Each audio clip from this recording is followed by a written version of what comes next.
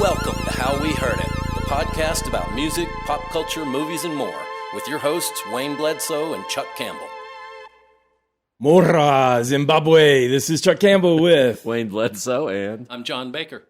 that is hello to Zimbabwe in their primary language of Shona. We've had a few listeners from Zimbabwe, so this isn't a new country joining us. But this country, it's pretty cool. It's like 17 million people in southern Africa. They border Botswana and Zambia and Mozambique and South Africa. And we're glad to have them listen to us. I can't believe it. Yeah, yeah, there you go. Pretty amazing. Yeah. And John, you came up with this subject, which I took to be songs about memory. Or is it song? Okay.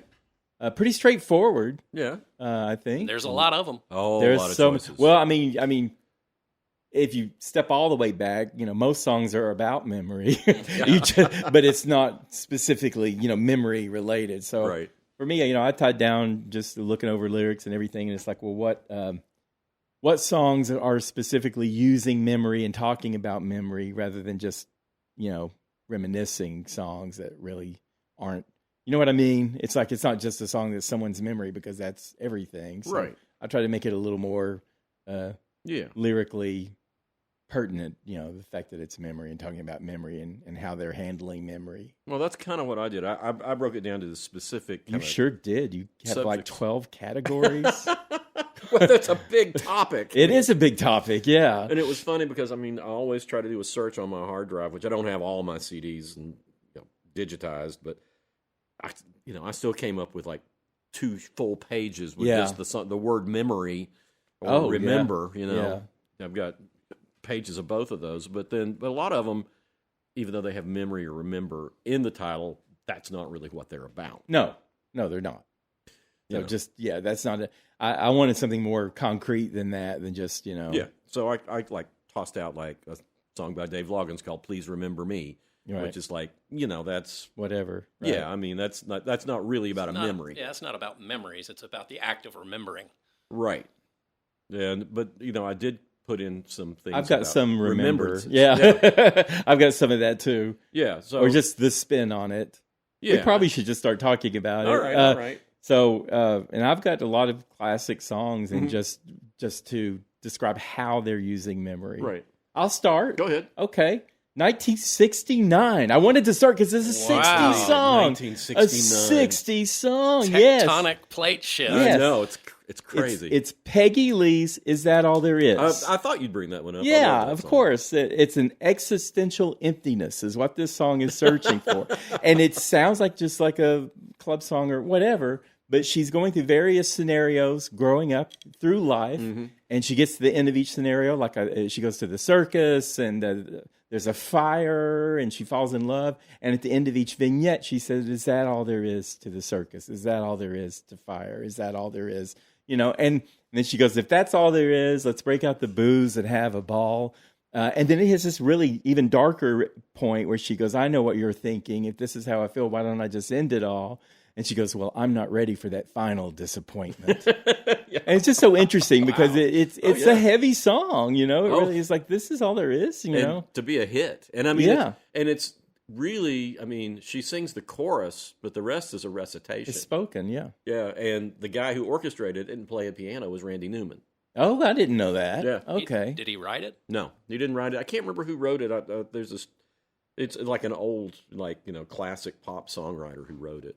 I can't remember which one it was, but yeah. I remember when it came out when I was a kid. I was 9 when it came out, and it was like you're listening to that. That is that all there is? kind of a happy sounding Yeah, chorus. it sounds happy. It's got a banjo on it. Yeah. It's like Gentle beat, rhythm. yeah, but yeah, that's just a devastating song. It is. And I think it's her last hit. She didn't. Fever was before that. Oh yeah, Fever's from the 50s.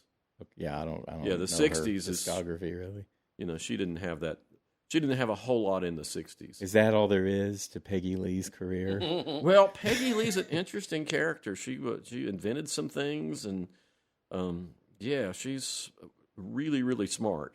And It was written by Lieber and Stoller. Was it Lieber? I knew it was one of the classics. But yeah. Okay. But Peggy Lee was. I've heard she was difficult, but she did write some songs. I saw a great, I think it was Debbie Harry and Billie Eilish doing the song together live. Really? Yeah. Huh. I know.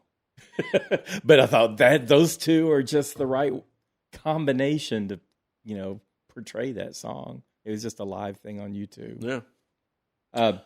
I got plenty more classics. I'm sure you got a category you want to start, or what about you, John? It's your category. Well, if we're talking ancient history, I just got to give a shout out to Bob Leggett, my father-in-law, because I hit him up, and the first thing he came up with was Moments to Remember by the Mad Lads.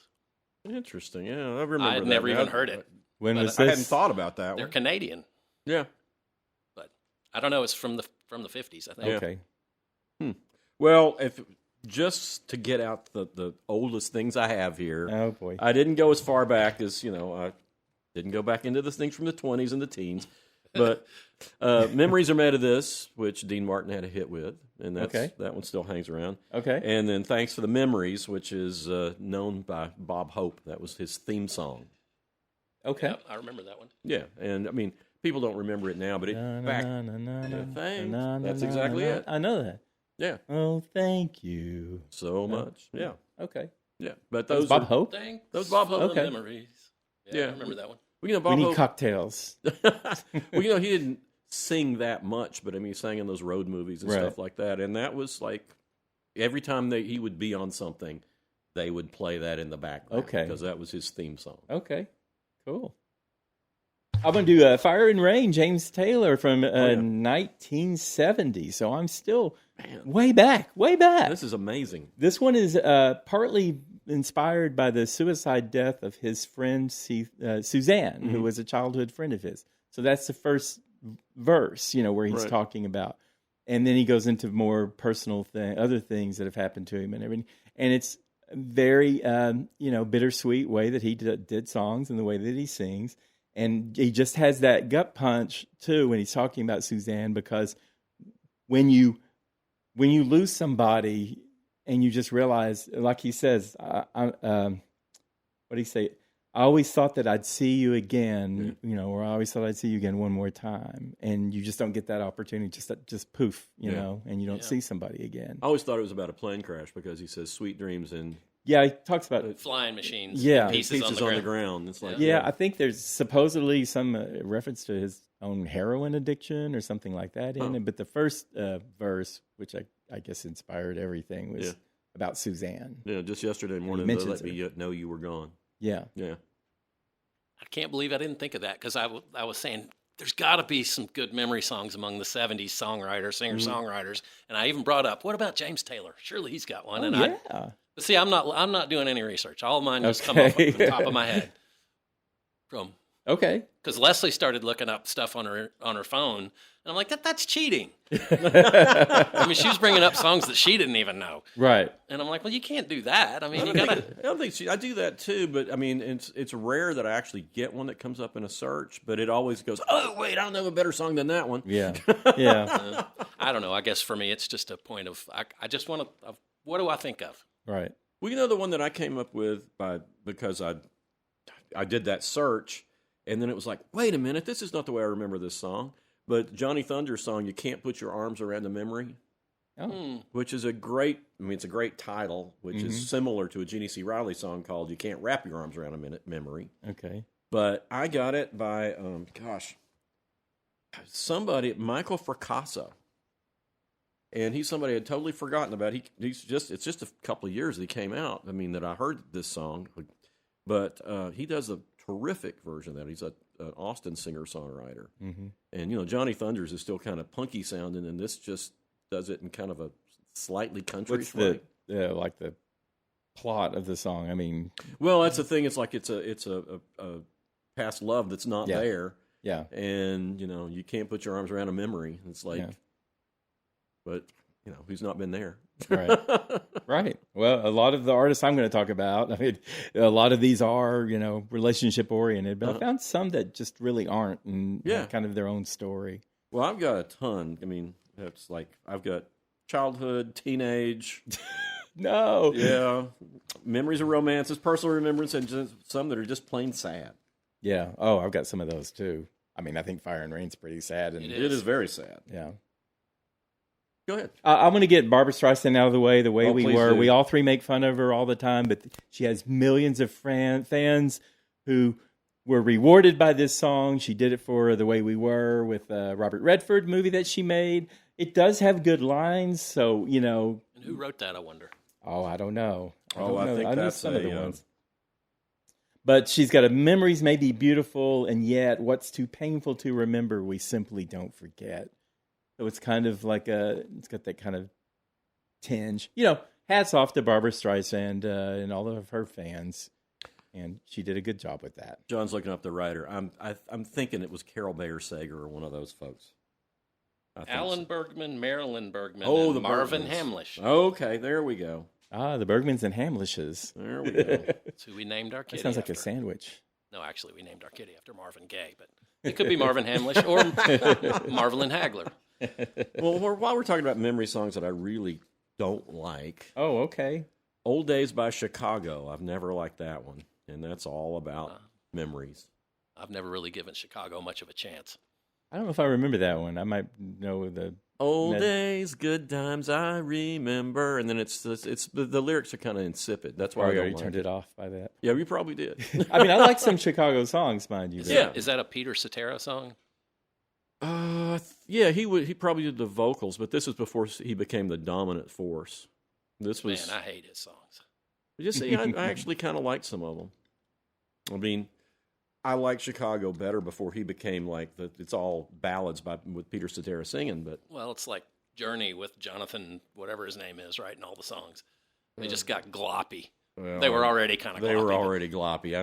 I can't stand Journey. Well, all right. No accounting for taste. Do you like Journey? Some of the early stuff, yeah. Okay. Because it's tied to memories. Okay. Well, When I was a senior in high school, Journey was the bomb. yeah, they were Yeah. the bomb for me too, but it But, was a stink bomb. Yeah. Well, I mean, I was 17 years old. Well, I mean, I'm the same way. They've got stuff that There's stuff that, you liked when you're 17 that you look back on and kind of cringe a little bit. But yeah. Yeah. I've got another one because I don't think you all are going to believe. I really like this song. It was played to death, but I just think it was masterfully done. And that's Bob Seger's Night Moves from 1976. This is here. We've heard it to death I a million know. times. This is where I'm with John, where it's like I like the early stuff better but he gets to that point, he hits the peak, and I got so incredibly sick of him with that album. Okay. I don't even know the album. Night I don't Moves. speak I think it's albums. Night I know this song. I don't even know. He did some Ford truck commercial. That was an old song. like yes, a but rock. I don't well, know that much made more. him a millionaire, I'm sure. But Oh, he this was song, arguing. if you break it down, this song, the content is awesome because it's not really about a love. It was about sexual adventures of these two teenagers. Yeah. But I love the way he sings it. He's very convincing. I feel like it's kind of emotional, and it's like wishing you were young again and all of that. And the backing vocals too bring like an emotional punch to it. And I love the part where he gets where the whole song kind of stops and he's just talking through it. And it's just, I don't know. I just like, you really feel it. You feel it's there. And they weren't in love, no far from it. He was saying that, but he also said that she was a black-haired beauty with big dark eyes, and it's kind of like, it's not so much about her that he's missing. It's just that time in his life. And I like the strummy acoustic guitar. Yeah. I like the guitar in it. I like his voice and the what he goes through, and I love the backing vocals. And I just think this song was, even though I've heard it 14 million times, it was just really well produced and well delivered, well written. Well, the first 25,000 times I heard it, I probably liked it. Yeah. But I did get tired of it real quick. You probably heard it a lot more. I didn't listen to classic rock, so I wasn't hearing it like you were. I think that came out in 75. 76. 76. Okay, Yeah. so I was 16 when that came out. Okay. And so I was always in my car. The radio or the 8-track player was always running. Right. And, and I liked his album. Really had one Beautiful. of those. Yeah, I did. Beautiful Loser came out a couple albums before that, which I was like, oh, man, this is great. And then it got to Night Moves. Like, oh, this is great. boy, I sure am sick of this. It's like, I don't need to hear any more Bob Seger for a See, long if you were time. sailing through life not listening to albums and not listening to classic rock, you never had this song beat out of you, you know? Well, there's a song by Scott Miller called Citation Yeah. that is very similar in theme Mm-hmm. because it's like, Bart his buddy's Chevy Citation and he picks up his girlfriend and it's, especially for like a Americana kind of song, it's pretty explicit. Yeah. Yeah, this one wasn't, we don't want to get into that, but No. it was a 60s Chevy. It was a 60s Chevy that he Right. was in. I think he said it was 62 But on when this, they got together. and then on the same theme, Paradise by the Dashboard Light by Meatloaf, Yeah. which the same kind of thing. Yeah. It didn't have the emotional impact, though, that Night Moves. I don't know why, but I thought that was just a Yeah, Paradise. 5-star song for me. Well, Paradise. I mean, I like Paradise by the Dashboard Light better. It's a lot more fun, It's for more- sure. Yeah, and it's Well, crazy. it's almost like a performance art piece. Yeah. Yeah, well, it's like a little mini opera. Yeah. I mean, but I really like some of these, like, everybody goes back to their teenage memories because they have so many firsts. Course, First right. learning how to make out and all that stuff. Maybe Right. first time having sex. Maybe Right. first time just getting out in a car. Right. Phil Oakes has a great song called "My Kingdom for a Car," and it's just about how much fun it is to be able to drive your Yeah. own car. Oh, that's so liberating, too. Yeah. I mean, just having to rely on everyone else for your rides your whole life, and all of a sudden you can get in a car and just go wherever you want to go. Freedom. Well, and that's what amazes That's the me. kind of freedom that you don't get a taste of that any other Yeah. time. And it amazes me now that teenagers now don't even want to drive. Well, some of them don't. Yeah. Some of them are in front of me in traffic, texting when the light turns green. But that's it. Well, it's funny. My oldest didn't. He didn't get his license until he was like 17 because he didn't want to.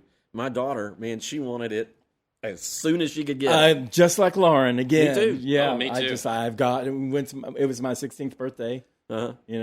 And it's like, did it, got it, Yeah. free. Oh, yeah. I was the day of. I'm out of here. I got my Yeah. learner's permit the day I turned 15, Yeah. and then got Yeah. my driver's license the day I Yeah. turned 16. Well, while we're on the teenage theme, Okay. let me throw out a few that Amy Ray from the Indigo Girls has a great song called "Driver Education." I think I know that. It's just this really cool upbeat song, and it's talking about them coming and giving the driver's education class, and it's she's using it as a metaphor for Yep. all the things about other things about growing up. Yeah. But that was the thing, driver education class. I mean, who Do you remember that? I took it. Oh yeah, Yeah. yeah. Who doesn't have a memory from that? You had your driver. We had driving partners at Maryville, so the two of us would go out with the teacher 2 at a time. Uh-huh. And I remember one time I came to a complete stop for a right turn, and I thought he was a coach because they're always coaches. Yeah. And I thought he was going to blow up because you don't stop when you're turning right. I was like, "Oh." He said, "I wish I had an accelerate thing because they have their brakes." Oh, yeah. But he didn't have any, so I just Oh, my son Andrew stopped in the middle of the road when I was teaching him how to drive. Yeah. It was like yeah. in a cross section. It was like, go, go, go, go, go, put the gas. I never took driver's ed, but my dad taught me. And my dad, I was always scared to death of him. He had bad temper. Oh. Man, it was bad. Yeah. The good thing was he bought me a go-kart when I was younger, and I learned how to handle. I mean, I could Yeah. slide on it and Yeah. do all kinds of stuff. So I already kind of knew how to drive. Oh, my mom was teaching me how to drive when I was 11. It's like, just get this kid out of the house somehow. First time I ever drove was unauthorized, and I was in my dad's car at his house on the air base. Uh-huh. And all I did is I started it up, and I put it in reverse and backed out of the driveway and across the field and almost to a pool that was down the thing. It was just like, and I thought, I don't know how to drive. I don't know how to get this back up the driveway, And I finally just figured it out. So he wasn't home, so I just did it. I gotta say something real quick. My friend Aaron Kimona from the Nashville band, the Carmonas, he had the best story. It's like a John Hughes movie about how he stole his parents' car to impress his girl or a girl, Right. and he gets his parents call the cops, Oh, no. and he pulls back in, and That'll impress her. the cops are on top of him. he said, I told the cop, he said, yeah, I'm a fat kid, and, nobody looks at me, and I was just doing this to impress a girl. And he just, like, gave this explanation. And he said, by the time they got in, the cop was on his side. Oh. And the cop goes in and tries to calm his dad down. And his dad won't calm down. His dad still punishes the hell out of him. I'd been that cop. I'd been like, I feel like I'm on a date with you or something. It was so funny, though, hear him tell about, I'm a fat kid, and, I can't impress anybody. But he's a great songwriter now. My last 70s song, I've got two songs that are called Deja Vu, and one of them is by Dionne Warwick. Okay. And the whole idea of this, in 1979, Deja Vu, of course, we know what that is. That's right. From the French term, already seen. And it's about just feeling like you've been here before. You think you're having a memory, but you're living it in real time. And it's an odd feeling, and she does it with a relationship, and she's like cautious and kind of sort of joyful at the same time, but she's just, is it you? I keep remembering me, and I keep remembering you. So she's starting a new relationship that she thinks she's already been through with somebody else, and she's hopeful that it'll work out. And what is this song? Deja Vu by Dionne Warwick. Okay. 1979. Deja Vu. I don't remember that one. Anyway. Huh. Interesting. Love me some Dionne Warwick. All right. Well, I'm still in teenage songs here, real quick. Well, here's one that's kind of it's not by a teenager, but it's about being teenage, and it's the song 13 by Big Star. Oh, I love that song. It's a beautiful song, and it just captures what it was like to be a 13-year-old kid, and he's got a girlfriend, and maybe after school we can hang out by the pool. Right. It's a great song. Yeah, it's super sweet, and that is really a memory song. I mean, it puts you back being that age, and how unsure you were of everything, and yeah. Well, tell your dad what I said about Paint It Black. Well, Terry Allen, who's this great Texas singer-songwriter and a visual artist too, he's got you would both like this song. It's called "The Great Joe Bob Tragedy," and it's about a high school football star. He's remembering, the high school football star who goes bad. Okay. Dates a floozy, and the whole song is just delivered very deadpan. Yeah. But it's so funny because it's like, this is the kid that everybody thought was going to be somebody, and he just turns out to be just a jerk. Yeah. It does no good. But that reminds me of of course, Springsteen, 85, Glory Days. Interesting. That's like an anthem. That was from his Born in the USA album, and he was in his mid-30s at the time. And, it's about the baseball player in school who was really great and blah, blah, blah in his baseball years. And then the pretty girl in school that turned every boy's head. Now she's like this mom just trying to catch up on her sleep. And it's kind of cynical, but it's comforting at the same time because it's like, oh, these people talk about their glory days of high school and how great everything was, which has cynicism to it. But then again, you realize that we all do this, and it's just a rite of passage, and it's okay, No, my take is different. I mean, I think it's very cynical in a way that I appreciate. Yeah. Because it's like all these people that if you peaked in high school, all those people peaked in high school. Yeah, exactly. And it's like, so to me, it's like really sad that, and I've only gone to 2 high school reunions. Right. And, I mean, I got enough of that. But the beauty of that, though, is some of the people who are just like dark horses back in school and nobody knew them, and they're like beautiful or handsome and wealthy. Accomplished. And they were just nobody in school. And that's the That is good a good side. thing about it. Yeah. That's one thing about, mostly Facebook, but also social medias in general, that you end up making friends with, becoming friends on the social media with people that you went to high school with or college with. And I end up deleting ending so many friendships because there's people like, that was the best time of our life. And I'm like, no, it wasn't. No. It just keeps getting better. I mean, it's like they just... It was the easiest time of your life. That's what I think graduation cards should say. Congratulations on getting through the easiest phase of your life. Now it all starts in earnest, I mean, as far as that goes. But it's awkward, too, because you're developing... I'm glad there's not a lot of outside pressure on you when you're in school because, like, jobs and stuff like that to worry about. I did some greeting cards one time, a long time ago, and my favorite one was, congratulations, you're 18. And you open it up and it says, you can now be charged as an adult. It's like, that's what it is. And by the way, sign up for the draft. Yeah. But yeah, I think that's, Glory Days, to me, is just like... Well, it's kind of in keeping with Born in the USA. A lot of people embrace that as like a great, big, patriotic, and it's not at all. Yeah, you got to listen to the lyrics. Yeah. And that's just, I think that whole album, everybody, that's his big arena album where he became just a superstar. Right. But it's really sad and depressing when you listen to the lyrics. That's one of the reasons I like the demos better in that regard than I do, the finished product, because it's like, even though I like things that sound happy and are not, that just sounds like, oh, big celebration. Yeah, and it's puff like, up your chest. No, it's tilt not. your head up, yeah.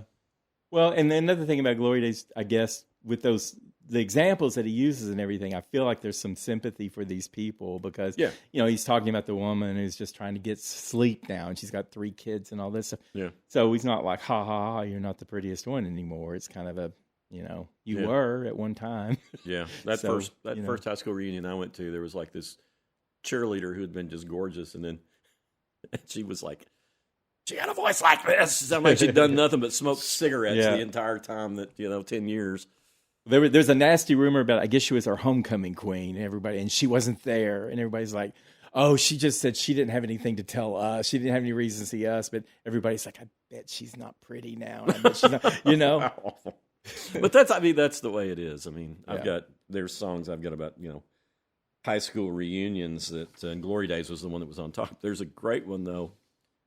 Todd Steed and the Sons of Fear have one called 10 Years, which, goes on about all the things that have changed. 10th year reunion. Yep. So you're 28 now, looking back at 18. Yep, and it's kind of the same sort of thing. It's like, oh, we had a great time. I'm really ready to be done with this now. Go home. Yeah, I think Leslie, my wife and I started dating our senior year in high school, and we went to the same high school, so our reunions are always the same, and we've been to 2 of them. And both times I've come away with, like, there were people that are like, oh, I really want to have a conversation with you, and they're gone. Yeah. And it's just unrequited. And then there's other people that are like, I don't even want to see that person. Yeah. And I just always come away more bothered than anything, because I'm just like, I want to talk to some of these people, but I can't. Yeah, your old classmates you think were spouses of your old classmates because you don't recognize them. You don't remember anything about them. Who are these old people? Yeah. Well, I don't know if everybody so old. Happened to you, Chuck, but it always happened to me. It was like people would recognize me because my picture was in the paper every week. Yeah. And, they'd come and say, hey, how you doing? I'd be thinking, who the hell is this? I can't, right. And it was somebody from high school that you haven't seen since high school. Yeah. It's like, yeah. Well, I just, as an aside and as a little self-promotion, I've just finished writing a song. I was given a topic to write this song for him, and the topic was, like everyone else, Beulah was obsessed. And so I came up with a song called Beulah Don't Care, and she's like everyone else, Beulah was obsessed with the beautiful Annabelle in her high school class. And Annabelle had guys all around her, and she was flawless and effortless, and Beulah was just like clunky shoes and a homemade dress, and just, I could never be that beautiful. And so she decided she's not even going to try. So Beulah don't care about that. And so she applies to her studies and graduates, and years go by, and she graduates from college, and she's turned into this beauty. And Annabelle is at home pregnant with the 3rd child of the high school quarterback. And she sees that article in the paper about Beulah and thinks, wow, I remember her. Now look at her. Yeah. It's like they've reversed roles. Yeah. Mm-hmm. And that happens all the time. All right, we're almost halfway through this, and I am not even 25% of the way through my list. Me neither. So I don't know. I'm going to start marking some of these out. Before I forget, I want to mention this Peter Gabriel, I Don't Remember, from 1980. I love that song. So that's actually about dissociative amnesia. Dissociative what? Dissociative amnesia. Oh, so amnesia. It's like you've been in a trauma, and so you don't remember. That's his line. I don't remember. I don't recall. I don't got no memory of anything at all.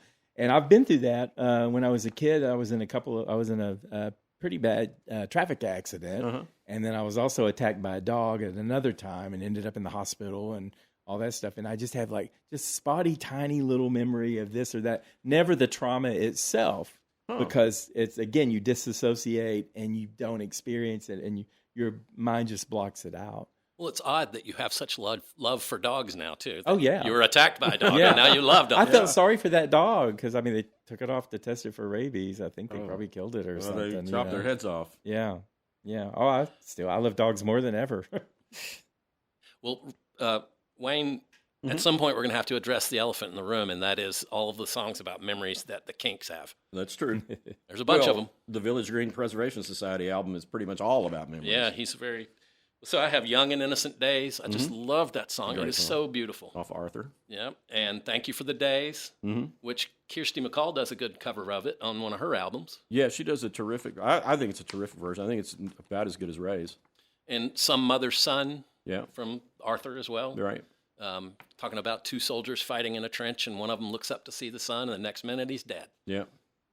And there's I Remember Walter, which is about the childhood friend that everybody loved and knew, and he's musing on what might have happened to Walter now. Yeah, Ray Davis is just a very reflective kind of songwriter. Yeah, and he's also has songs just called "I'll Remember." Yep. But yeah, the Kinks. I mean, Ray Davis writes lots of songs about memory. So there, we got the Kinks out of the way. Then All right. we got it. We got All right. it. Well, and Taylor Swift is the one who does that now. Everything she does. If you've ever met this woman, ever dated this woman, I've just got one Taylor Swift song. I'll talk about it later. I can get her out of the way now. Well, let's talk about her. Why care? Yeah. So all of her songs about everyone she's dated, all of her life and all that stuff. She had a song called All Too Well in 2012, and it was about her romance with Jake Gyllenhaal. Okay. And it's very detailed and very long song. And she has a long version that's 10 minutes long. And she was on Saturday Night Live, I believe it was, and did the whole 10-minute song. Now, the interesting thing about it is talking about leaving a scarf behind and this and that, and the heartbreak that she felt when, after this whirlwind romance, he just called her, just matter of fact and real blunt, like, give me my stuff or whatever, or something like that. But the interesting thing about that is Jake Gyllenhaal said that wasn't about him and that he hadn't listened to her album and just like trying to separate himself from it as much as he could. And he said, I think she wrote that about her fans. It's like, I don't know that her fans took her scarf and then told her, so just kind of a blackout. Maybe they could settle it with a cage match between Travis Kelce and Jake Gyllenhaal. Yeah. Oh, yeah. I think Jake's in trouble there. If that He's comes pretty down cut, to it. though. No good. But Yeah. then Travis He's not is a professional football athlete. player. Yeah. I think Travis could probably take him down. Well, I mean, like I said before, I've talked about Taylor Swift's song "The Best Day," which is the one that made me think, okay, this girl has really got something. Yeah. She was still a teenager when she wrote it, Yeah. but the memory of her mom picking her up after a bad day at school and taking her out and, just shopping and having fun. She's just great about capturing memories, all kinds of memories, good, bad, made up, Yeah. Fans, Jake Gyllenhaal. Well, if she and Kelsey ever break up, she'll probably get her best album ever. Well, they're married now, so we're just going to pretend that can't possibly happen. I'll tell you, Willie Nelson said, "You ever?" I think when she starts having kids, she's going to do take a whole new turn. What did Willie Nelson say? Willie Nelson said, "If you ever have writer's block, get a divorce." Well, I got to give credit to my wife, Leslie. She came up with September by Earth, Wind, and Fire. Because the first line in is, do you remember? Yeah, that's true. That's a good one. Okay, I got another poignant one, which we have talked about before when we were doing holiday songs, I think it was, or winter songs. That's Dan Fogelberg, Same Old Lang Syne. That's all about memories, about running into an ex in a market, and you have awkward conversation, but then they keep sticking around each other, and then they end up getting a six-pack and drinking it in the car. And he had that great line where the song kind of stops, but, just for a moment I was back in school and felt that old familiar pain, but then they drove off from each other, and the snow turned into rain. Yeah. And so many people hate that song, and I've always liked it. I think it's wonderful. Yeah, me too. I think it's a wonderful song. Yeah, and it's very, very different, but it shows up on most hated songs lists on a regular basis. I don't understand that. It's real. It feels real. Yeah, Similar sentiment is expressed on Still Crazy After All These Years by Paul Simon. I met my old lover on the street last night. She seemed so glad to see me. I just smiled. They go have some drinks and talk about old times. Yeah. It's a great song. The Paul Simon memory song that I put on is That Was Your Mother off Graceland, which is really sweet. It's I'm trying to remember that one. That's not one that jumps out at me. It's the one with the real Zydeco thing going on. Oh, yeah, okay. And he's just talking about, he's talking about a picture, and that was your mother, and he was describing the mom to his kid. It's really sweet. Yeah, Paul Simons, what a great songwriter. Yeah. It's but I like these things. A lot of times they're songs that are prompted by photographs. There's a George Harrison song that Ringo Starr had a hit with called "Photograph," and it's all I got is a photograph. Who had that? Ringo Starr had a hit with it, and George wrote it. Photograph showed up in a lot of songs. I love the Flock of Seagulls song "Wishing" because it's you know, I mean, they came out with Iran, and that's all anyone remembers. I ran so far away, you know that. Yeah. But "Wishing" was like a more melodic and sweet and kind of sad because, you know, it's like he's just trying to remember someone that he loved that's not in his life, and it's like if I had a photograph of you or something to remember, I wouldn't spend my life just wishing. So, you know, there's a kind of a little depth for a guy with hair that'd been surfed on or something. I don't know what was going on, but maybe it was about his hairdresser. Maybe. Yes, I wish they had a photograph of his hair and might comb it down. Well, it's funny. We were talking about amnesia. It made me think of the John Conley song, "I Don't Remember Loving You." Do you know that song? No. It's great. It's the one that made me just like fall in love with this guy's music. And he's got this very specific, very weird kind of voice.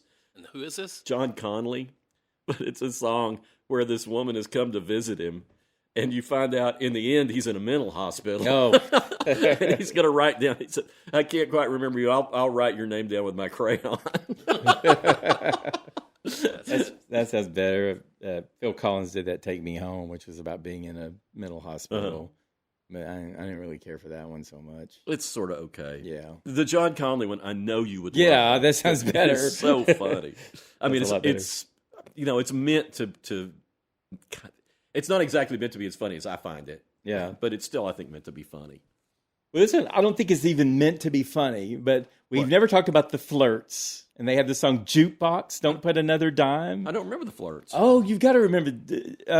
So it was this song "Jukebox" came out like a few months after MTV kicked off. And the Flirts were it was 3 women singers, but they were rearranged. They were put together by a guy named Bobby Orlando. And they're just walking down the street in New York. Surely you remember, "Don't put another dime in the jukebox." Yeah, that sounds familiar. But Yeah, okay. so and that's 90% of the lyrics. But the funny part, the meta part about this song is it's about a song, a catchy song that irritates them and they don't want to hear it anymore. And then they end up making that song that's irritating, you don't want to hear anymore. That's about another song. But it's the key line to it is like, "Little things remind me of you, cheap cologne in that damn song too." So I need to dig that one up. Yeah. I'll give credit to my wife for one more, and that is "In Memory of Elizabeth Reed" by the Allman Brothers. Yeah, well, it's not really I don't think there are any lyrics. No, it's all instrumental.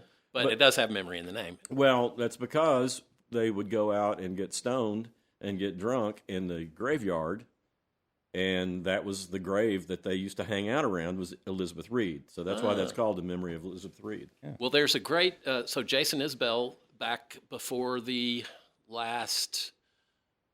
I guess when Ossoff and Warnock got elected in Georgia, he made a pledge that he would record an album of Georgia covers if Georgia went blue. And they did. So he's got an album called Georgia Blue, and he covers all kinds of. He covers an Otis Redding song, but their band covers. Who had a song? "I've Got Dreams to Remember." But go ahead. Yeah, but they cover "In Memory of Elizabeth Reed," and man, they do a great job. That's a tough one to cover. I need to hear that. Yeah, it's really worthwhile. Yeah, it's like 7 minutes long. When the Allman Brothers do it on their album, and Jason Isbell plays the Duane Allman slide part, and it's just phenomenal. Oh wow, I need to hear that for sure. Yeah. So anyway, all right. You're prompting us, Chuck. So I am okay. So Nana, this is a different type of memory because it's a post-apocalyptic song that remembers the war that destroyed the world. So it didn't happen. But this was 1983. They came out with the German 99 Luftballons, which they remade as 99 Red Balloons in English. Right. The next year in 1984, so it was a big hit in America then. But the thing about this song is like it's very grim, and she's like a woman telling children about what happened and how. And you have to remember they were in Germany. This was still the Cold War. Right. The USSR was still a thing. Germany was still in 2 parts. The Berlin Wall was still up.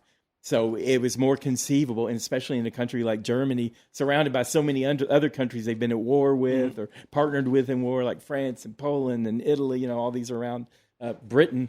But the German version, the English translation of the German version is not as exact as the English version. Yeah. And it's actually better. It reads as a better story. The English is a little clunky, but it's just about how these balloons were released as a festivity type thing, and then they were just spotted on radar or whatever, and everybody thought they were being bombed, these different countries. So they just wiped out the world, and the city's in ruins or the country's in ruins. So, so that's remembering something that didn't happen. I've got a song similar. It's an XTC song called "This World Over," and it's from the Big Express, and he's talking about the reason when you ask God why he murdered everything upon the world, or why we murdered every living thing on the world, we can stand right up and say we did it in his name. Yeah. And there's also a song on there called "I Remember the Sun," which is also it's a Colin Moulding song. Okay. Kind of in pairing up with that is the Cranberries' "Zombie." This is also, it remembers, it's about the history of Ireland trying to rebel against the British rule. Right. And there was a bomb that was as recent as, 96 or something? 93. Yeah, the song came out in 94. It was about the British setting off a bomb that killed children. And Dolores O'Riordan, she's the lead singer, and she wrote this song. And it was about the exasperation. She goes, it's the same old thing since 1916 that this had been going on. It's which the Troubles. That was the Easter Rising. Isn't that the Troubles in Northern Ireland? Yeah. So, so it's just like she's flashing back to this thing that started in 1916, and here it's 1993, and it's still going on. Yeah. And she's just got that yowling and everything, real dramatic vocal delivery on "Zombie." Yeah, she did a great job. I mean, they were a great band anyway, but she did a great job on that. She did. Wayne, you got any Beatles songs? Well, the Beatles song that I picked out is "In My Life." Yep. I mean, "Strawberry Fields Forever" and "Penny Lane" are both songs about memory. Yeah, I've got both of those, but I think the thing to note about "Penny Lane" and "Strawberry Fields" is that's the first double A-side single. I'm pretty sure. Because what record companies would do is the band would have a single, and they would put the single on the A side, and then they'd put like some like a live something or something that they weren't going to put on an album just so they could have something to put on the B side. But the Beatles put two singles on either side of, and neither was the B side. They were both A sides. I don't know for sure, but that's probably right. I mean, Beatles were known for breaking precedents. Yeah, but both of them. I mean, let's see. John did a memory song, and Paul did a memory song, and turned out great. "In My Life" is the one I think that is the most kind of, specifically talking about memories. Mm-hmm. And it's, it's been covered by everybody. Emmylou Harris does a great job on it. She's got a great version. But, I think that's, one of Lennon's, maybe Lennon's one of his very best songs. Yeah, it's up there. Yeah. But they've got quite a few songs about memories, but those are the ones that stood out for me. Well, I got one that's sort of a urban legend, and it's portrayed in this song by the Drive-By Truckers called "Days of Graduation." Yeah. And it talks about, he and his friend tear-assing around the country at night in their car on country roads, and then ultimately they have a crash, and they say that when the ambulance arrives, they can still hear Freebird playing on the stereo. And the end of the song, he says, it's a very, very long song. Yeah. But that's such an urban legend about people crashing. And well, it's not exactly an urban legend. It's like every year it seemed like somebody did that. From the graduating happened. class. And in Powell, it would be 2. It was, where my kids went to school. It was always terrible. Well, you mentioned at some point the word reminiscing, which reminded me of the Little River Band song. I love that song. I do too. It's, I don't have guilty pleasures. Very yacht rock, but it is. That's fine. But, I thought the Little River Band were a great pop group. And, that song is actually like when my late wife and I were first getting together. That's the first kind of bonding song we had that we both liked. What does that mean? Well, that just means that it's like we both liked it. Okay. Became your song. And then we went to a concert. The Little River Band came to town, and we further bonded because, back then, everybody was stoned and drunk and just, stupid at mess, concerts. yeah. It was terrible. And this one girl that was being led around everywhere, she sat right behind me and Ruth, and she started puking, and I had to pull her hair up before she got puke all over her hair. But, yeah, it's a nice memory. Love. So charming. That's love. You protect your wife's hair from puke. Did you save her hair, or did you keep I the saved puke it. from? Okay. She didn't get any puke, and this That's was awesome. a lot of puke. She knew you were her man then. I'm going to be with this guy forever. Weren't they from Australia? Yes, they were. Yeah. And I now love that song. they're based in Tennessee, and none of them are from Australia. Really? Yes, but somebody, They still have the name, but there's no original members? and the original members cannot use the name God. in any promotions. I like the vaguely threatening Breakfast Club. Don't you forget about me. That's a different spin on memory, because everyone's about trying to remember. And they're like, don't you forget about me. That was from the Breakfast Club, of course, in 85. I remember that. And that had a real, I don't know what, the drum sounds on that. Yeah. Was Steve Lillywhite involved in that somehow? Because it's like he's the one that invented the whole gigantic gated snare drum reverb sound that It's so very much many an bands in event the song. 80s Yeah. did. It starts with, hey, hey, hey, hey. Yeah. Ooh.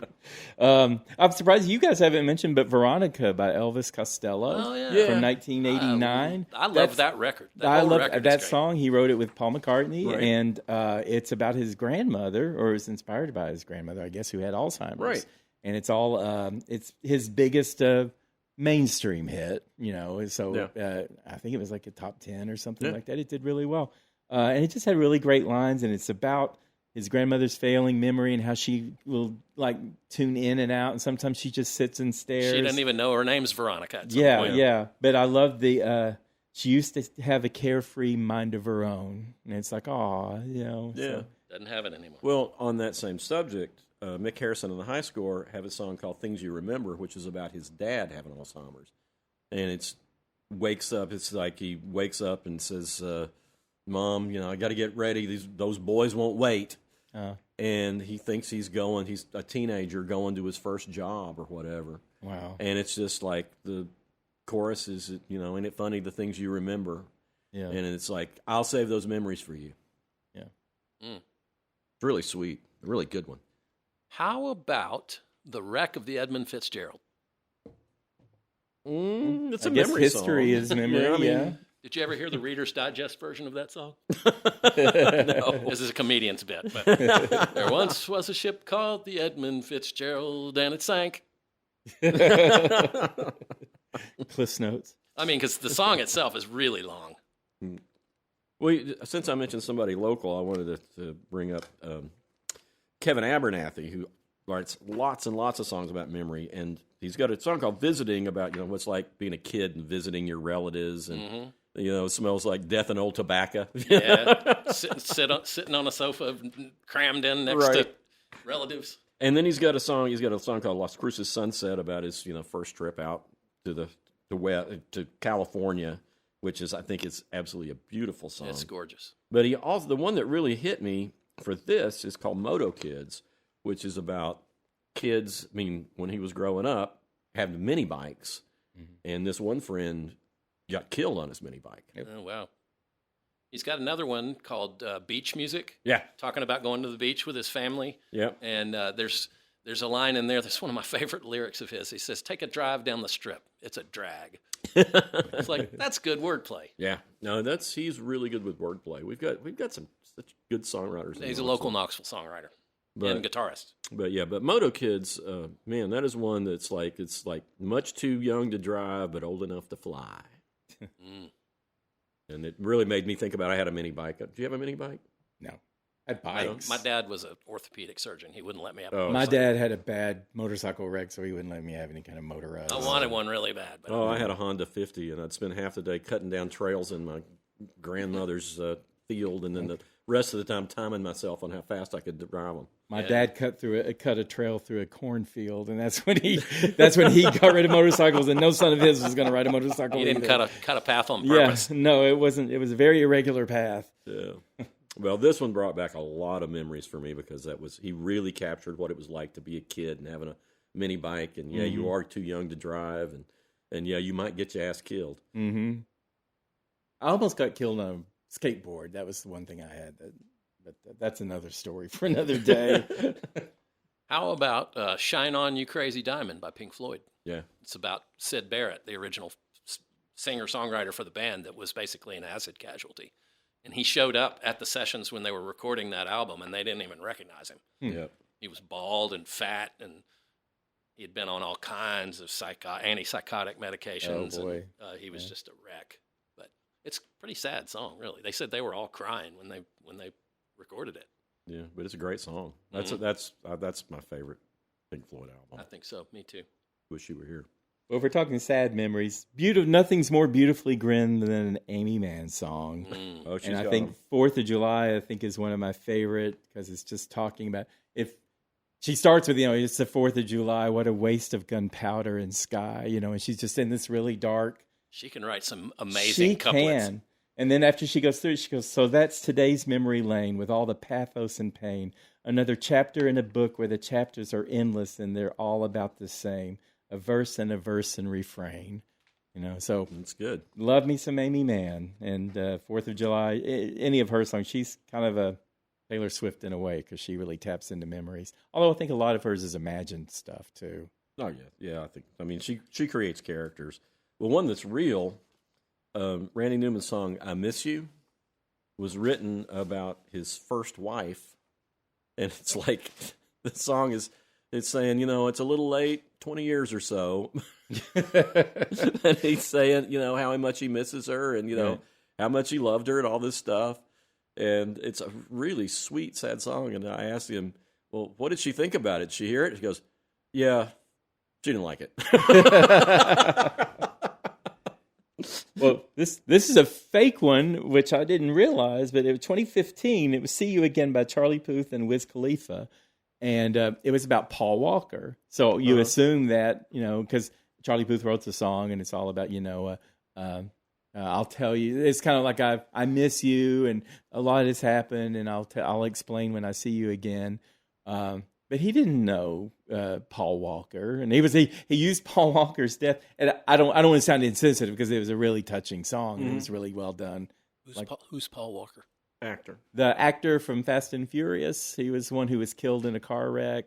It's ironic. But yeah, he was. So he wasn't a musical type person. But anyway, but he just used that. He lost his own friend, a friend of his own that nobody would know. So somehow it became about Paul Walker when it was really about his friend. And it's like, it's all fine. It's a nice song. Yeah, well, but it's just kind of weird.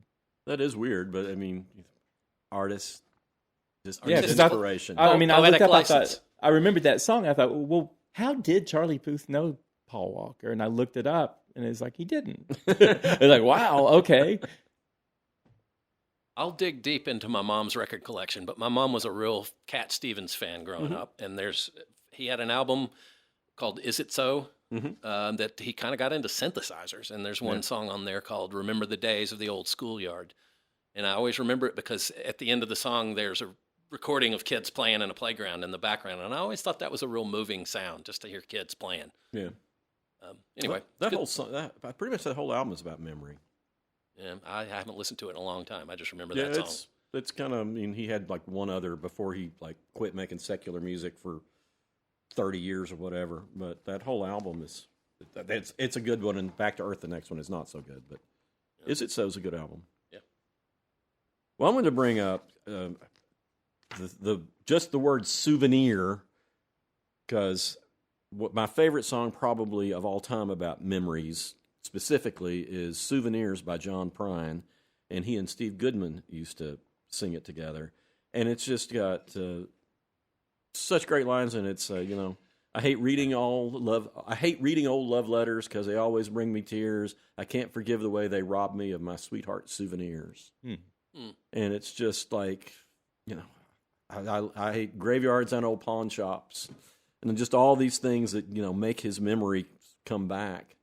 And it's memories that can't be bought. They can't be won at carnivals for free. It took me years to get those souvenirs, and I don't know how they slipped away from me. But that one's a good one. And then Danny O'Keefe, another one of my favorite songwriters, has a song called Souvenirs that's all about, giving as much of yourself to somebody who loves you as you can, because that's all you got. And then whatever is left is going to be souvenirs. Huh. You said the Randy Newman song was "I Miss You." Mm-hmm. Okay, because there were two "Missing Yous" in 1984. I don't know if you remember. You remember John Waite, of course. That's the song. Big hit. Where the chorus is just "missing you, I ain't missing you," and of course every verse was about how badly he was missing her. And then in '84, at the end of the year, Diana Ross had a song for Marvin Gaye that Lionel Richie wrote and produced, and it was just a really great performance by her. And he was murdered that year, so this came out months after he was murdered, and Lionel wrote it, and Diana sang it, and it's just about. She's just singing about all these things people will never know about you. And again, it's like the other song, it's like James Taylor saying, I always thought I'd see you again, and that's kind of where she's at. Like, suddenly you're not in my world anymore, and people didn't know about the problems with your father and all. Anyway, it was just a real touching song, I thought. Oh, it's a good one. Well, Bob Dylan has a song called "I'll Remember You" that our friend Mike Flanagan they played at his funeral. Okay. And it's really sweet, and it's just about, a very kind of personal thing about what he'll remember about this person. And then Warren Zevon had a song called "Keep Me in Your Heart a While" that he wrote while he was actively dying of lung cancer. Oh, wow. And it's a heartbreaker. And it was funny because, or not funny, but before that album came out, one of his fans died, and his wife called me, and they couldn't get a copy of the song, but someplace had written the lyrics. It hadn't been released yet, and I had an advance. Mm-hmm. So I had to make sure they weren't going to put it out someplace. Right. But so they played it. I sent them a recording, and they played it at his funeral. Wow. I've always wanted to call him Warren Zevon, too. He's always been Warren Zevon to me. It's Zevon. It's like I mispronounce it on a regular basis. Yeah. But anyway, go ahead. Well, it's when he was he did like an entire Letterman show. Letterman dedicated the entire program to him. Oh wow, I don't remember that. Oh, they were friends. They were really good friends, and it's one of the best hours of television you'll ever see if you can find it. Because he's just that's where he said Letterman was asking him for advice about dying, and he said, "Well, all I can say is enjoy every sandwich." Yeah. Yeah. I've got one that just occurred to me, and it's a Joni Mitchell song called "Furry Sings the Blues." It's off of Hejira. I don't know how to pronounce it. I think it's Hejira. But it's from 1976, and she's recalling a memory of going to Memphis to visit Furry Lewis, who was a blues singer. Mm-hmm. It was like he had one of his legs was cut off. He had a fake leg, and one-legged. Yeah. Oh. But he was called Furry, not one leg. Okay. All furry, one leg. But there's one of my favorite lyrics in there. She talks about pawn shops glitter like gold tooth caps. They gnaw the last few dollars off of Beale Street's carcass. Oh, it's like, man, that is a great lyric. Yeah, I like that. I think a lot of people would probably think it'd be remiss if we didn't mention somebody that I used to know about Gautier and Kimbra. That song did really well. It's sort of he quit doing music too after that. It's a strange story. It is weird. But the interesting thing about this and use of memory is they're trying to erase each other's memory of each other. So, and it's the heartbreak of just like, we shared all this and you're just completely erasing me from memory. That was out in 2011. He goes, you didn't have to cut me off, make it like it never happened and that we were nothing, So, again, a different spin on memory and just, shutting it down. Isn't there another song called "Somebody That I Used to Know"? Or is I'm that sure the same song? Is. I think there is. It's not just that. Somebody that I can hear it. Is it a replacement song? No, I don't think so. She's just somebody that I used to know. If only we had some way to check. Looking looking for the phone person. Oh, we don't have one. Well, I'm going to go through some kind of quick just about going back to childhood. There's a great song by Jerry Goffin and Carole King called "Going Back" that the Byrds recorded on the Notorious Byrd Brothers, which is my favorite Byrds album. And it's just sweet song about, what it's like thinking back about childhood and how you thought about things when you were a kid. And then there's Greg Brown has this, and you have to get the story, the live version where he tells the story. A song called "Canned Goods" about his grandmother canning things, and it's like, the stuff you buy at the store doesn't have the summer in them anymore because she canned up the summer, and he tells this story about going to visit his grandmother that is she was canning.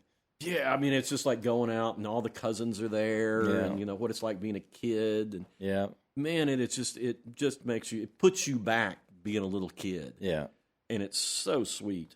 When We Were Young by the band Rabbit that you introduced me to 1,000 years ago, and I remember that about growing up in Florida and and it's the circus. That's where they would spend the winters. Yeah. And St. Petersburg, somewhere near there. Yeah. But he talks about, what it was like having the circus basically in his backyard. Yeah. And it's a really good song. And then a song by Bob McDill that Don Williams recorded called Good Old Boys Like Me, which, man, it gets so many things about growing up in the South, or, and his more in the South, and it's still applied to Appalachia. But, talking about his dad coming in and giving him a kiss, and you could smell the bourbon on his breath, and, talking about, the friends he grew up with, and one of them burning himself out on bourbon and speed. And I could choose. I learned to. Is this a good memory or? Well, it's a mixture. It's all memory, yeah. But the kid, that's the way it was, But he said, but I was something I could choose. I learned to talk like the guy on the 6 o'clock news, and he found his way. But it's a great song. And then Joe South's "Don't It Make You Want to Go Home" is all about what childhood memories and how everything's changed when you go back. So those are all childhood, and of course Dolly Parton. My Tennessee Mountain Home is a great one, and then Cracker Jack about her first dog is a great one too. It's just so sweet and cute, and it's like how much Coat of Many Colors. Coat of Many Colors. I mean, I think that's her best song, and God, what a memory. If you don't like that song, you don't have a heart. Yeah. I'm sorry. Yeah, you're not sorry. No, I'm not sorry. You don't have a heart if you don't like this. I've got one more, and it's "Driving in My Car" by NRBQ. Remember last summer when we had the chance to get together and start making romance? Just driving in the car. Yeah, I love that one. Well, I have to follow up with Deja Vu because I promised that I had two songs. Sorry. Okay. So the second one was from 2021. It was Olivia Rodrigo, and it's so. I love how biting it is because it's set up like a pretty little song, and she's talking about. It's like almost like a little, you're dreaming kind of music and everything. And she's cooing, strawberry ice cream, 1 spoon for 2, and driving to Malibu and wearing each other's jackets and blah, blah, blah. And she's talking about her ex and what he's doing with his new girlfriend. And then she goes, so when you going to tell her that we did that too? She thinks it's special, but it's all reused. Oh, that's good. Yeah, it's your same moves you put on me. Yeah. And so that's a totally different Deja Vu than the Dionne Warwick. And just one that I like because I mentioned, I think last week, that the Did You Have to Love Me Like You Did by the Coconuts is one of my favorite songs.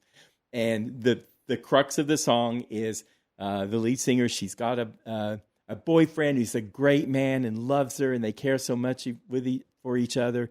And then she slipped and had a one-night fling with a guy last Friday night. Okay, and she goes, "Oh my God," because it's the best love she ever had, and she can't get it out of her mind. So the memory only goes back to last Friday, but it's like it's so revolutionary because she feels so terrible, and she loves her man, and I can't blame you because it's something we both wanted to do. She's singing to the guy that she had sex with, and she knows it'll never happen again. But I love the beginning line is just, hold on, it's just flown off my page here. Okay, I think, sugar, that you've ruined my life because I keep thinking about Friday night. So, just a memory, short memory, but it's such a great song. She's got such a great voice. I don't have to mention. I said I had one more, but I do have one more. What? Okay. "I Wish" by Stevie Wonder. I wish those days. Oh, yeah. Yeah. Was that called "I Wish"? It's called "I Wish." Oh, okay. The way he's remembering days. Yes, I wish those days. Why did those days ever have to go? Why can't we be back in those days? Yeah, that's got a great chorus. True that. I don't have any more that I have to do. I can just pass on the rest of these. Well, let's see. I wanted to bring up the Kate and Anna McGarrigle "Talk to Me of Mendocino," which is a great. If you don't know Kate and Anna McGarrigle, they were a great Canadian sister act who were Kate's the mother of Rufus Wainwright and was married to Loudon, who has also a great song called "The Picture" about him being with his sister. But "Talk to Me, Mendocino" is one of the prettiest songs about kind of coming of age and moving, and it's just you need to hear it. I can't. Okay. I had the lyrics in my head. I know. I was writing down lyrics for all these out. songs, and then I couldn't find them. And it's like that was the whole key to everything I was going to talk about. It's like, okay, I'm going to use a lyric for each one of these songs to get an idea, and blew right out of my head. But that's a terrific one. Yeah, it went out of my head. I can't believe you didn't bring up the Pretenders. I'll Remember You. There were so many I Will Remember You. There's Madonna had an I Will Remember, and Sarah McLachlan had I Will Remember You, and the Pretenders had. It's like I wasn't looking too many. I Will Remember. Yeah, I was like I said, I was looking for something different about it, not just I'll remember you, but you're talking about a war from 100 years ago or something like that, or you made it up. Well, I wanted to mention this one. It's a great song, but I love the title. It's called "Too Many Memories for One Heart to Hold." Oh, yeah, that's a good one. Stephen Bruton, who is one of my. He didn't release that many albums, but he was a great singer-songwriter. He died from cancer a few years ago. But man, that's a great one. And he has another one called "Every Once in a While," which is the sort of the same thing about I wouldn't recognize the man I was back then if he were standing at my door. Right. That's a good point. Yeah. I don't think I would like the person I used to be. Yeah. Yeah, my person I used to be used to like Journey. Well, it's funny, Joe. I got to say, because you go through that phase where you think you're just too cool for everything that you liked when you were a kid, and then you go back and go, "Oh, wait a minute, that was really good. I'm being stupid by not liking it." So, I mean, I don't. Well, I don't listen to Journey ever anymore. But there are some that I used to think I was embarrassed that I used to like, and now I've come back and think, like Kansas. Yeah, there's some great Kansas stuff. Yeah, well, see, I was the same way with Alice Cooper. I'm just too cool for Alice Cooper, and it's like, no, Alice Cooper, that band was great. Oh yeah. I mean, Alice's stuff later was good, but Alice as a band was terrific. Have you told the story of Alice Cooper's snake on this podcast? Oh, we've told it. We've told it. It's a great story. Yeah. All right, let's do some recommendations. Okay. What you got, Wayne? Well, I'm going to start out with Widow's Bay. I watched. Oh, you can do movie or TV. Okay. Oh, you want to go to? Let's do music first. Okay. Well, I got a weird movie. So. All right. Well, I've recommended Tom Waits before, and I was going to recommend Mule Variations because it has a song called "I'm Going to Take It With Me When I Go," which is one of my favorite songs about memory. It's kind of makes me think of Sarah, actually. But okay. But it's really a sweet song. But since you can still be with someone and remember good times with them, Yeah, exactly. It's actually healthy. Yeah. Well, I mean, that's the thing about that one is it's like, I'm going to take all these memories with me when I go. Yeah.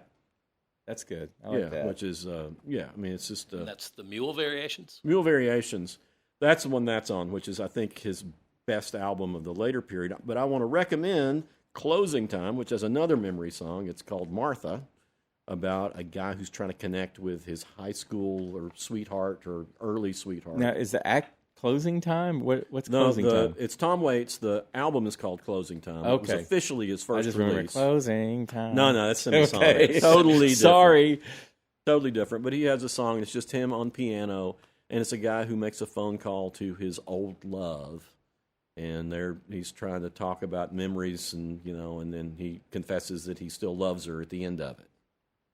But really sweet. The whole album, if you're used to Tom Waits sounding, I mean, he still sounds gruff on that album, but it's not not growly. Not growly or grating. It's actually very sweet and pretty, the whole thing. This is before he got to talk just like this. Yeah. Yeah. But Closing Time is a character. I think it's a good place to start with Tom Waits. Mule Variations is the one that gets all of what he is. Closing Time is where it starts, and you can tell what a melodic... Do I need to ask why it's called Mule Variations? You got a song called Get Behind the Mule, but... Okay. It's Tom Waits. You don't ask too many questions. Very poetic. Yeah, it's also good. What's I think it's the one's got, what's he building in there? It's like you're hearing all these sounds, and that's all it is this recitation of, what the hell is that in there? What's that guy doing? But anyway, Tom Waits, you can't go wrong. John? Yeah, there is a new album just released on July 24th of this year. I don't know when this podcast will air, but it's by one of my favorite English songwriters, Robin Hitchcock. It's called The Confuser, and it's a great return to form. He put out a whole bunch of really great electric pop records in the 90s and early 2000s. He's put he's put out a bunch of really great records, but some of them are more oblique, and you got to kind of dig in. But this is just straight ahead, sunny, but weird. I mean, Robin Hitchcock's got some weird lyrical things that he likes to sing about. All kinds of serpents and feathery creatures, and his mind is its own thing. People with light bulb heads. Yeah. Don't look at him, son. Too late. He's already turned you on. No, but it's really good. It's called The Confuser. It's Robin Hitchcock. And I have an even newer album released July 31st, 2026 by Pedal by Ariana Grande. There's something weird going on. They announced today that she's like stepping back. Yeah, I saw that. And so she's had a lot of feedback and blowback about her appearance. She's very thin, and she looks thin. And she's been extremely busy. She was promoting 2 Wicked movies. She had an album out in 2024, and then did a revamped version of it for 2025. And she's been on this world tour that I don't even know if it's over yet. And there's been a lot of speculation, like, why is she like that, and blah, blah, blah. And so she's just kind of sick of that. And so her publicist is officially stepping back.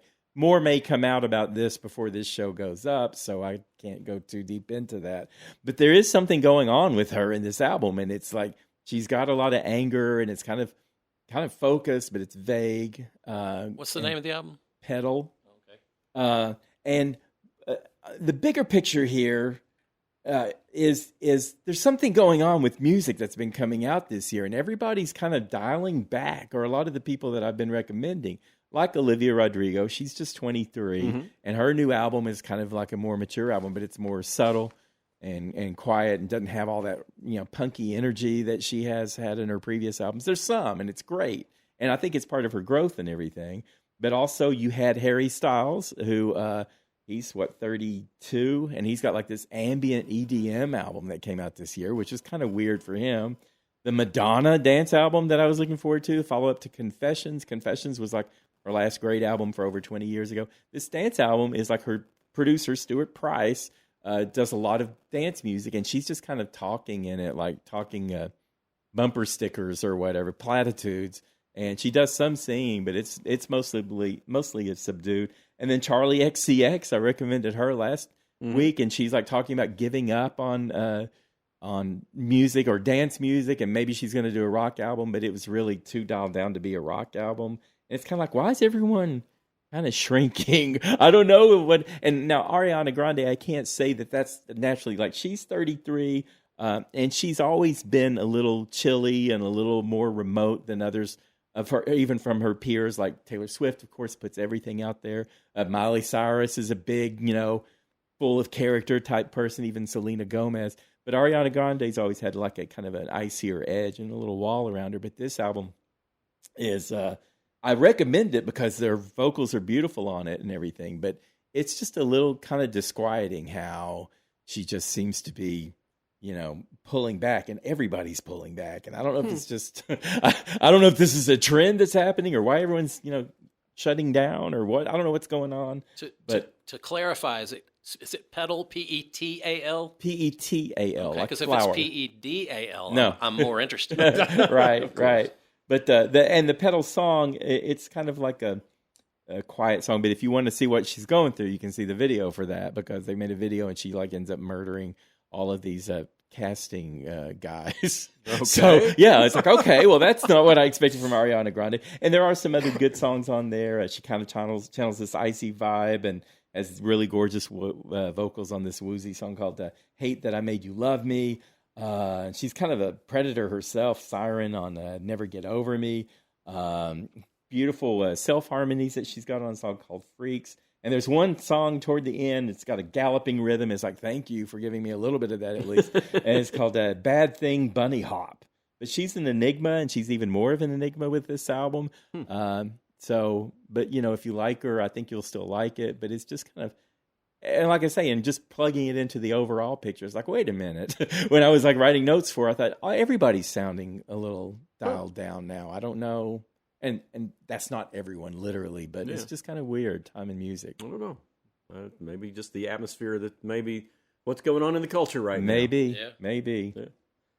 Well, I want to recommend Widow's Bay on Apple TV, which is I want to start watching that.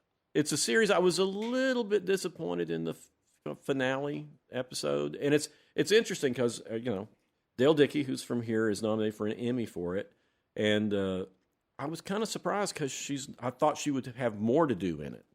She's great when she's on there. It's really fun, and she kind of elevates things. Well, who else is in it? The star kind of is Matthew Rhys, or how do you pronounce his name? R-H-Y-S. Is Riss? Riss? I don't know how you pronounce that. Rice. I think it's Rice, but I mean that's what Zevon. What? Zevon, like Warren Zevon. Yeah, I don't know what it is, but it's loaded with character actors, including Dale. It's got Stephen Root. Oh, okay. Stephen Root is in. I mean, he's the guy with the stapler in Office Space, and he's just one of the best character actors out there. And a guy named Jeff Hiller, who's always good. And it's a horror comedy. It's kind of equal measures horror and comedy, but it's an island that has secrets. And the Matthew Rhys guy is he's the mayor, and he's trying to get more tourists. Okay, but there are bad things about this island. Okay, so. I assume it's not just a shark or something. No, it's all supernatural stuff. Stuff. All right, we're going to need a bigger boat. Well, this is all supernatural, and they go back to the 1700s for a couple of episodes. Okay. Oh, wow. And it's loads and loads of fun. All right. It's just... Did you say HBO? No, it's on Apple. Apple TV, all right. But, we finished it Sunday, and you can watch it over a weekend and totally get it. I mean, there's kind of a Stephen King element. There's a little nod to Halloween and some other movies, just a little bit. But it's a lot of fun, and it's actually scary and suspenseful. Sarah screamed a couple times. Well, okay. That's a plus.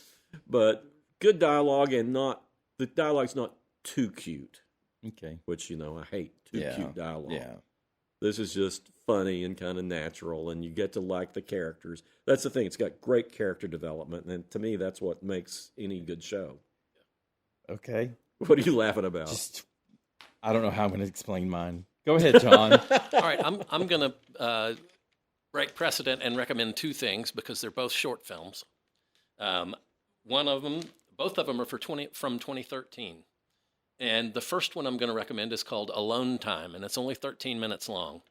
It stars a young actress named Rose Hemingway. I don't know. I'd never heard of her before. But and it's just really interesting storytelling in a short form. It shows her at first at a cocktail party in New York. And it's like in a bar. And she's just by herself. And everybody's talking all around her and laughing, and she's just not having a good time. And then the next scene... it shows her at work, and she works in a cubicle farm in New York City.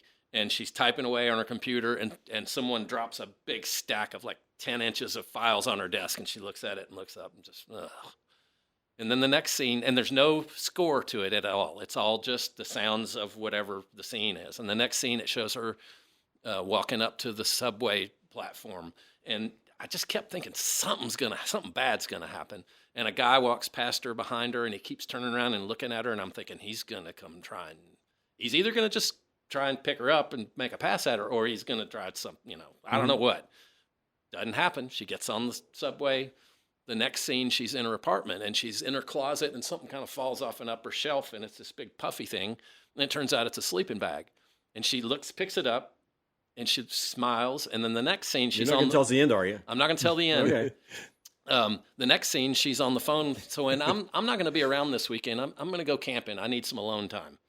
And then the next scene, she's in her car driving out of the city, and you see the city going by. And then the next scene, all these scenes are little short scenes. The next one, she's like driving by suburbs. And the next one, she's driving by like country houses with mountains behind. And then the next scene, she's on a gravel road, and she parks her car and gets out. Oh, and on the way through the county while she's driving, she stops at a little general store and picks up some food. And she also buys a little disposable camera. And then as she gets to the country, she parks her car and puts on her backpack, and there's some beautiful shots from looking through the woods where she walks across the screen on a trail. You can just see her kind of between the trees and the sun coming down, and the birds are singing, and she's taking pictures all along. Then she gets up onto this rock, and it's up on top of a mountain, and it's a beautiful panoramic shot of the lake with mountains behind it, and she takes a picture there, and then she's setting up camp next to a lake, and then the next scene she's swimming in the lake, and then she's taking pictures of all this stuff, and nothing ever. She just has a great time, but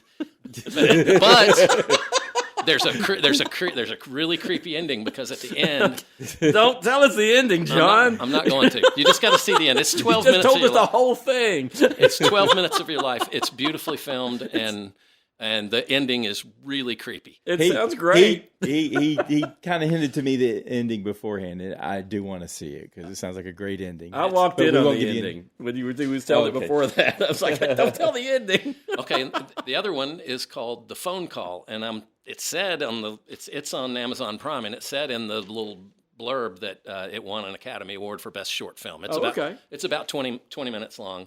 Stars Sally Hawkins and Jim Broadbent. Oh, good. Yeah. You never see Jim Broadbent.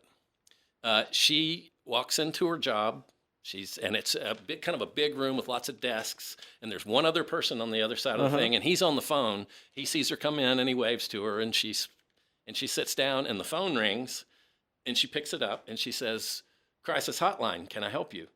And so you become aware that she's just like a suicide hotline. And the guy on the other end of the line is Jim Broadbent. And he's a widow who's missing his wife, and his life has just descended into horribleness. And she talks, and the whole movie is her conversation with him. Oh. And it's really, really nice. Huh. And the end is it's got some redemption to it. Okay. So I like Sally Hawkins a lot anyway. It's called The Phone Call. Both of them are from 2013. All right, so I don't know how to explain this movie I saw. I saw it at the theater here in town at our art theater. It's called Her Private Hell, and it's directed by Danish director Nicholas Winding Refn. I don't know him. You're familiar with his work, I think, a little bit there. He did 2011's Drive and 1996's Pusher. But anyway, it stars Sophie Thatcher, who starred in Companion. We both loved her character, and then we liked the movie Companion. She was like the sex bot kind of character. And the movie's called a neon-drenched sci-fi thriller. Now, the plot of the movie is she's an actress, and she's showing up in some city that's embanked in a fog, except the very tops of the buildings, and she's in a high floor on a hotel. So it's got a great setting because you've got... out the windows, you just see like the tops of a few buildings and just this embankment of fog. And she meets up with another girl who's going to be in the movie with her. And then she comes across her father's second wife, her stepmom, who's about her age, I guess. And her father, who shows up and says, I want you to patch up with your stepmom. And then he has to leave. And there's a serial killer that's killing beautiful women somehow. And there's some soldier who is looking for his lost daughter. All the sets are very sparse and everything. None of that plot is really resolved in any way. And there's like zero character development. It's like a bizarre, you might feel the vibe of it or something. And it's like, I think one of the most remarkable things about it is the lighting. Because people are standing around. A lot of characters don't like really even move. And sometimes you got people standing around with mannequins around them. Sometimes they're standing around with statues around them. Sometimes they're just standing around not talking. But the lighting, it's like being in a Christmas store or something like that. And like there'll be red light coming from the left, and it'll give the character one look. And then a blue light from above that gives them a different look. And it's just all happening while they're just standing there listening. There's like... a woman who's like a fortune teller or something. She's also a costume designer for this movie. You don't know what the movie's about, and it doesn't matter. The only normal character is the other actress that's working with her, and she's kind of like laughing at stuff, and everyone else is just like flatlining. Right. But it's just something compelling about it because it is just so unconventional. But I could see you falling asleep in it. I could see you thinking it's absurd and laughing all the way through it. I could see getting mad at it. But you just go in there with absolutely no expectation of anything conventional happening. And, you might like it. The killings from the serial killer, I don't remember. Oh, yeah, I do remember how that was resolved. But it's just so odd. But you didn't go to sleep in it. I did not go to sleep in it. I wanted to. A lot of movies. I was comfortable. Yeah, I was comfortable, and it had a great soundtrack too. I'll give it credit for that. It had great lighting and great soundtrack, but I don't know what else I saw with it. And I didn't go with anyone who could tell me what I missed or didn't understand. Right. So there was some stranger woman who was near me, but I wasn't going to talk to her because I was trying not to laugh, and she kept looking over at me. I thought, oh, she'll probably get mad if I laugh, but this seems funny. So well, I mean, the movie that stands out for me that I've seen by him was The Neon Demon, and it's about the modeling world. Yeah, well, this seems to pair up with that because Okay. her stepmom's beautiful, she's beautiful, the other actress is beautiful. I don't know what their movie was about. I don't remember there was a scene of costuming because that's where they met the fortune teller, who is accompanied by another woman who's like an interpretive dancer. So I'm serious. It's like I don't know what I saw. I just thought I would throw it out there. If you're the kind of person who's that adventurous. I saw it in the theater, but I'm sure it's gone. It didn't last more than a week here. So The Neon Demon didn't last too long, but it was one of those things. It's like oh, this is a horror movie. Yeah, it had a little horror element, but it wasn't really scary. I mean, they just watch one of the killings, she and the other actress, and the other actress is kind of like laughing. I don't know. I can't get into any of it at all. But that's it. Called Her Private Hell. Okay. Alrighty. Okay. And Sophie Thatcher is awesome. She was awesome in Companion. So I have to feel like she didn't have a lot of character development either. Huh. It's like sounds like a Fellini movie or something. Yeah, it's definitely, except they're prettier people. Fellini, there's no clown of sadness. Yeah. No. But anyway, you can find us, How We Heard It, on social media all over the place. We got the little videos that we do of excerpts from our newest episodes, and we're on YouTube and X and Facebook and Reels and TikTok and Instagram. And you can also find our podcast now. It recently got added to YouTube. So if you don't use your usual platform like Apple Podcasts or Spotify, you can listen to us on YouTube as well.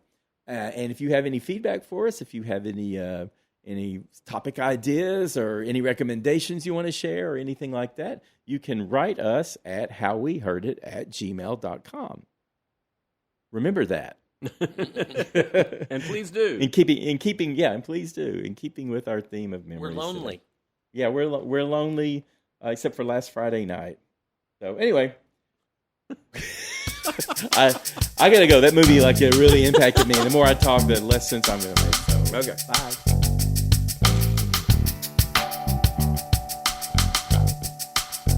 You've been listening to How We Heard It with Chuck Campbell and Wayne Bledsoe, a podcast about music, movies, art, culture, whatever it is that's on their mind. How We Heard It was recorded at the Arbor Studio in Knoxville, Tennessee by me, John Baker. How We Heard It is a Cozy Planet production. If listening to this podcast has given you a burning sensation, then we recommend you sit in a hot tub until your symptoms fade away. If you'd like to reach out to Chuck or Wayne or even me, you can send an email to howweheardit@gmail.com. So thank you for listening, and come on back and we'll have another episode for you next week.